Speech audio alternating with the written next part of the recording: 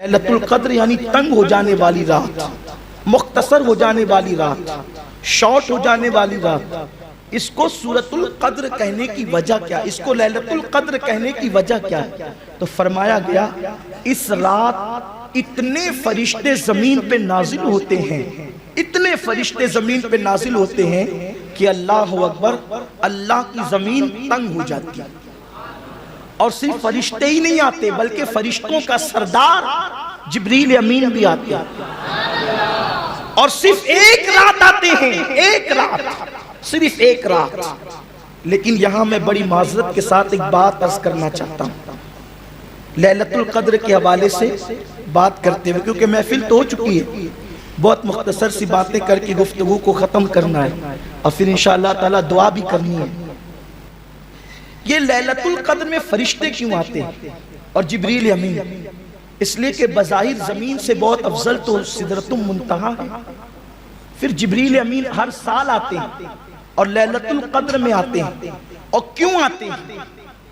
جبریل امین اور سارے فرشتے سال بھر دعا کرتے ہیں، سال بھر دعا کرتے ہیں اللہ ہمیں زمین پر جانے کی اجازت دے تاکہ ہم زمین پہ جائیں اور جا کر کے ہم زمین پر ان لوگوں کے چہروں کی زیارت کریں جو ہم سے بہتر عبادت کرتے ہیں۔ یہ کون کہہ رہا ہے؟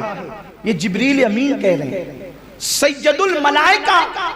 اور اسلام کا یہ متفقہ نظریہ ہے، تمام عالم اسلام کا یہ عقیدہ ہے کہ غیر نبی جبریل سے افضل ہو نہیں سکتا، کیونکہ جبریل فرشتوں میں رسول فرشتہ ہیں، یعنی کہ اللہ تبارک و تعالیٰ نے یہ فرشتوں کو، چار فرشتوں کو رسول فرشتہ بنایا ہے، جناب جبریل، میکائیل، عزرائیل اور اسرافیل۔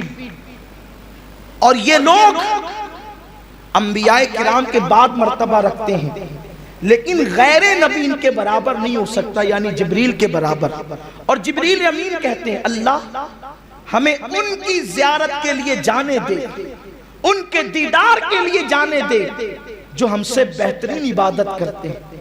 اور جبریل امین اور سارے فرشتے سال بھر دعا کرتے ہیں تو اللہ سال میں ایک مرتبہ شب قدر میں ان لوگوں کو زمین پہ بھیجتا ہے کہ اب جاؤ اور جا کر ان کی زیارت کرو جو تم سے بہتر عبادت کرتے ہیں۔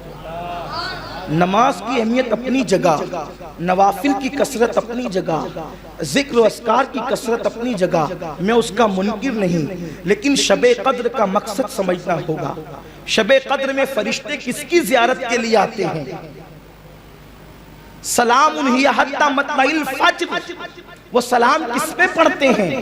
وہ سلام کس پہ بھیجتے ہیں؟ وہ ملاقات کس سے کرتے ہیں؟ وہ کن لوگوں کے ہاتھوں میں اپنے ہاتھ دیتے ہیں؟ وہ کن لوگوں کے لیے مغفرت کی دعائیں کرتے ہیں؟ میرے پیارے آقا صلی اللہ علیہ وسلم کے پیارے دیوانوں، مفسرین فرماتے ہیں کیا کوئی فرشتوں سے بہتر بھی عبادت کر سکتا ہے؟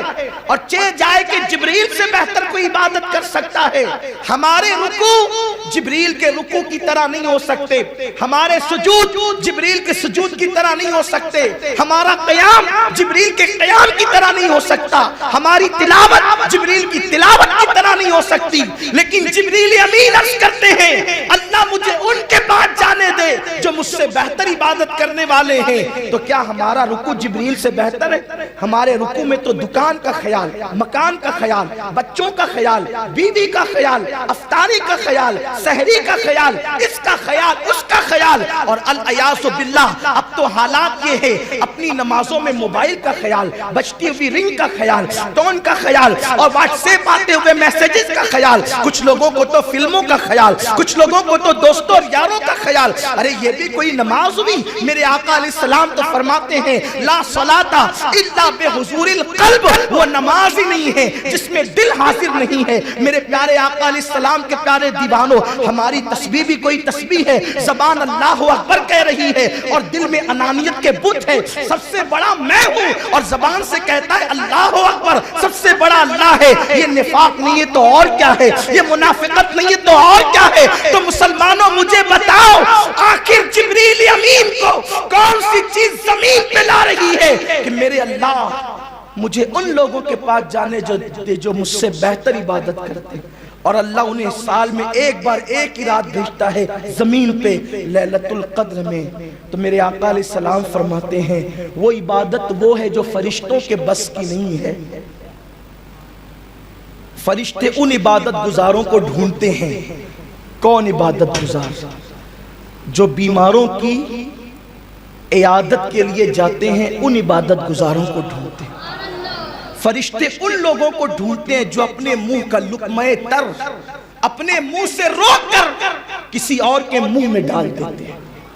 فرشتے ان عبادت گزاروں کو ڈھونڈتے ہیں جو اپنی ضرورت پر دوسروں کی ضرورت کو ترجیح دیتے ہیں۔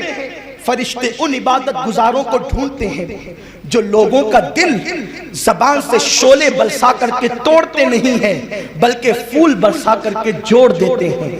فرشتے ان لوگوں کو ڈھونڈتے ہیں گویا کہ جو اپنے لیے عید کے کپڑے بعد میں بناتے ہیں، پہلے محلوں کے مفلسوں کو کپڑے پہناتے ہیں۔ فرشتے ان عبادت گزاروں کو ڈھونڈتے ہیں جو اپنے گھر میں افطار کے پھل بعد میں لاتے ہیں، پہلے غریبوں کے گھر پہنچاتے ہیں پھلوں کو۔ یہ عبادت تو جبریل کے بس میں نہ تھی، یہ عبادت تو فرشتوں کے بس کی نہ تھی، اس لیے کہ جبریل کھاتا ہی نہیں تو خود بھوکا رہ کر کے دوسروں کو کھلانے کا فعل کیسے کرتا؟ فرشتے تو خود کھاتے نہیں تو دوسروں کو کھلانے کا فعل کیسے کرتے؟ فرشتے تو بظاہر بیماروں کی عیادت کے لیے اپنا کاروبار اور کام دام چھوڑ کر جاتے نہیں، اس لیے کہ ان کا کوئی کاروبار نہیں، ان کے بیوی بچے نہیں، ان کے رشتہ دار نہیں، ان کے اہل و عیال نہیں۔ تو میرے پیارے آقا علیہ السلام کے پیارے دیوانوں، بڑی معذرت کے ساتھ شب قدر کی عبادت کو ہم نے صرف یہ سمجھ لیا کہ صلاۃ التسبیح پڑھنی ہوگی۔ حاجی صاحب آ گئے، جماعت کے ساتھ بھی صلاۃ التسبیح کا نظام قائم ہو گیا، اچھی سی بات ہے، لوگ باذوق ہیں، صلاۃ التسبیح پڑھ رہے ہیں، نمازیں پڑھ رہے ہیں، اور اس کے بعد جو ہے ہاتھ میں تسبیح لے کر کے بیٹھے ہیں، قرآن مقدس ہاتھ میں لے کر بیٹھے ہیں۔ لیکن پوچھو اس قرآن پڑھنے والے سے کہ تو جو تلاوت قرآن پڑھ رہا ہے، جو تو تلاوت قرآن کر رہا ہے، جبریل تجھ پہ سلام کیسے بھیجے گا؟ فرشتے تیرے لیے دعائیں مغفرت کیسے کریں گے؟ اس لیے کہ تو اپنی بہن کو سسکتا ہوا چھوڑ کر مسجد میں آیا ہے، تو اپنی ماں کو سسکتا ہوا چھوڑ کر مسجد میں آیا ہے، تو اپنے رشتہ داروں کا حق مار کر مسجد میں آیا ہے۔ وہ عبادت جس کے لیے فرشتے تمہارے چہروں کی زیارت کے لیے بے چین تھے، ان عبادتوں کو چھوڑ کر کے تم رسموں کے پابند بن کر اپنے آپ کو عبادت گزار سمجھتے ہو۔ میں تم سے پوچھنا چاہتا ہوں میرے پیارے آقا علیہ السلام کے پیارے دیوانوں، فرشتوں تو ان کو ڈھونڈتے ہیں کہ جو اللہ کے بندوں کی دل جوئی کرتے ہیں، جو غریبوں کو نوازتے ہیں، لوگوں کا دل جوڑتے ہیں، جو اللہ کی مخلوق کی خدمت کرتے ہیں۔ بتائیں ہم نے شب قدر میں یہ کتنا کیا؟ ہم نے اپنے لیے تو 5 لباس سلائے، لیکن پڑوس میں کوئی یتیم کا بچہ ہوتا ہے، ہم نے اس کے لیے کیا انتظام کیا؟ ہم نے اپنے بیٹے کے لیے تو اس کی فرمائش کے مطابق سارے لباس رکھ دیے، لیکن پڑوس کے اندر جو یتیم تھا اس کے لیے کون انتظام کرے گا؟ ہم نے اپنی بیوی کے لیے تو درجنوں لباس کا انتظام کر دیا، لیکن اللہ اکبر، پڑوس میں جو بیوہ بستی ہے جس کے سر پر شوہر کا سایہ نہیں، اس کے لیے انتظام کون کرے گا؟ ہائے ہائے، لوگوں نے شب قدر کی عبادت کو کیا رنگ دیا ہے؟ شب قدر تھی کس چیز کے لیے؟ شب قدر تھی کس چیز کے لیے؟ میں یہ نہیں کہتا کہ عبادت نہ کرو، یقیناً یہ عبادت کی رات ہے، شب قدر عبادت کی رات ہے، لیکن صرف سجدوں کی نہیں، صرف رکوع کی نہیں، بلکہ اللہ کی مخلوق کی دل جوئی کی۔